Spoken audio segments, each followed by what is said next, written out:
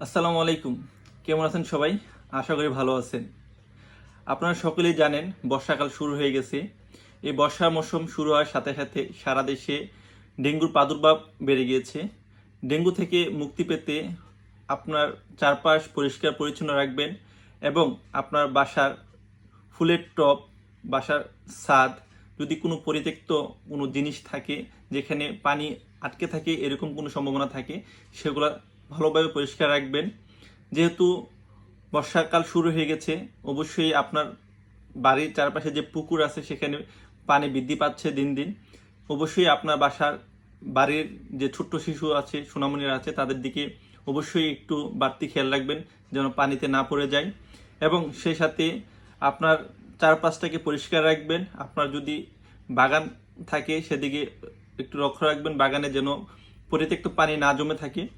যদি পরিত্যক্ত পানি জমা থাকে তাহলে অবশ্যই সেগুলো পরিষ্কার রাখবেন যেন ডেঙ্গু আপনাকে আক্রান্ত না করতে পারবে। আর যদি ডেঙ্গু আক্রান্ত হয়ে যান তাহলে আপনাকে অবশ্যই সতর্ক হতে হবে।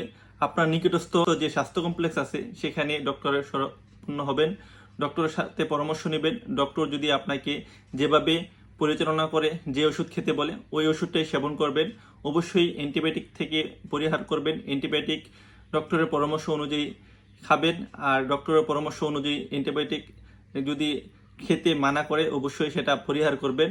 নিজের ইচ্ছা অনুযায়ী কখনোই অ্যান্টিবায়োটিক খাবেন না। অ্যান্টিবায়োটিক কোনো ভালো জিনিস নয়।